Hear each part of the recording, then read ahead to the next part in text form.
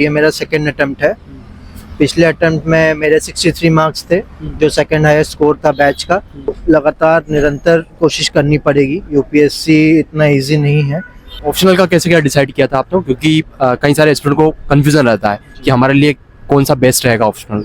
और मेंस की तो मैं ये बताऊंगा कि मेंस की तैयारी साथ साथ करते रहें। मेंस की तैयारी ऐसा नहीं होता है कि 2 महीने या 3 महीने में होती है। तैयारी मैंने 2017 से स्टार्ट की।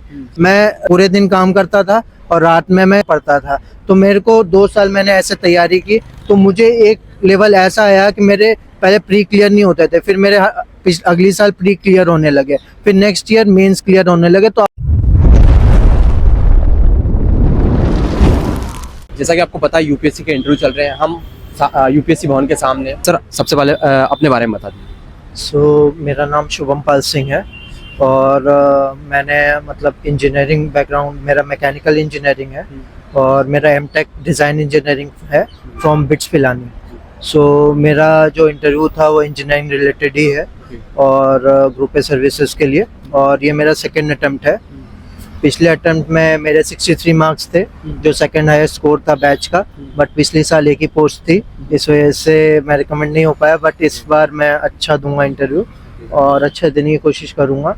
और अभी मैंने कुछ दिन पहले एक रिसर्च पेपर भी पब्लिश किया है यूजीसी जर्नल में, और नेशनल लेवल कॉन्फ्रेंस में भी मैंने पार्ट लिया है अभी इसी साल। और जहाँ तक तैयारी की बात की जाए, आपको लगातार निरंतर कोशिश करनी पड़ेगी। यूपीएससी इतना इजी नहीं है। इवन देन आपको 2-3 इयर्स की तैयारी लगती है इसमें, मगर आप कभी हार्ट लूज मत करिए।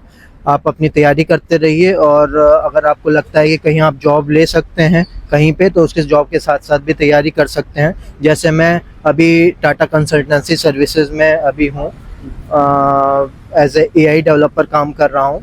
बट यूपीएससी इंटरव्यू एक अलग ही लेवल का इंटरव्यू होता है, इसीलिए मेरी तैयारी भी अच्छी है, तो मैं अपना देने के लिए आया हूँ यहाँ पे। प्री मेंस की अगर बात करें तो कैसे क्या तैयार किया था आपने प्री और मेंस? प्री और मेंस की अगर आप तैयारी करना चाहेंगे तो पहले आपको कोर्स जो है वो देखना पड़ेगा।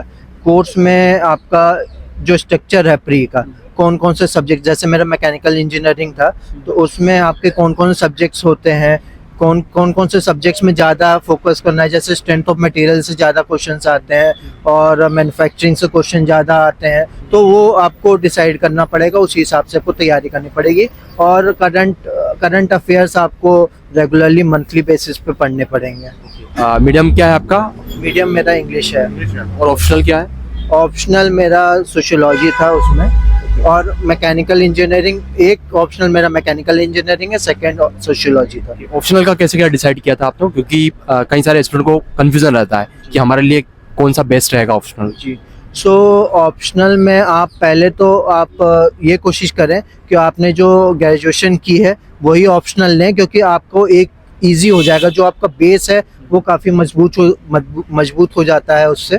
तो मेरा मैकेनिकल इंजीनियरिंग था, तो मैं उसी के थ्रू गया। और सेकंड जो ऑप्शनल, आप कोशिश ये करें कि पहले आप 2-3 ऑप्शनल्स के प्रीवियस ईयर क्वेश्चन उठा लें, वहाँ से देखें कि आपको रीडिंग करते वक्त वो समझ में आ रहे हैं नहीं आ रहे हैं। अगर वो चीज़ आपको नहीं समझ में आ रही है तो वो ऑप्शनल ना लें, और जो चीज़ें जो प्रीवियस ईयर क्वेश्चन आपको समझ में आ रहे हैं उसके थ्रू जाइए। जैसे पहले मेरे को भी कन्फ्यूजन था कि पॉलिटिकल साइंस लूँ कि सोशियोलॉजी लूँ, तो मैंने सोशियोलॉजी पढ़ना स्टार्ट किया और फिर मेरे को समझ में आने लगी चीज़, तो मैंने उसको कंटिन्यू किया।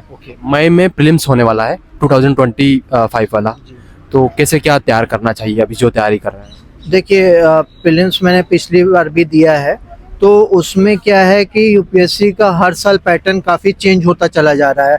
अभी पैटर्न जैसा चल रहा है, पैटर्न में एक्चुअली मल्टीपल चीज़ें वो पूछने लग रहे हैं। जैसे एक ही क्वेश्चन में वो 5 चीज़ें पूछ लेते हैं, तो आपको बहुत ओवरऑल जो आपकी नॉलेज होनी चाहिए, starting from engineering to current affairs to basic understanding of everything, वो आपको रखनी पड़ेगी। आपका बेस बहुत स्ट्रांग होना चाहिए प्रीलिम्स क्लियर करने के लिए। और मेंस की तो मैं ये बताऊंगा कि मेंस की तैयारी साथ साथ करते रहें। मेंस की तैयारी ऐसा नहीं होता है कि 2 महीने या 3 महीने में होती है। आप लगातार करते रहें, चीज़ें सीखते रहें और कंटिन्यूस एफर्ट डालते रहें। कि आपने बताया था टीसीएस में आप जॉब करते हैं, तो जॉब के साथ में कैसे मैनेज किया यूपीएससी को? जी, ये मेरी 3rd जॉब है। तो स्टार्ट मैंने किया था वन प्लस से, आफ्टर दैट मैंने लावा में काम किया, उसके बाद ये TCS मेरी थर्ड जॉब है। तो पिछले साल भी मैंने इंटरव्यू दिया था।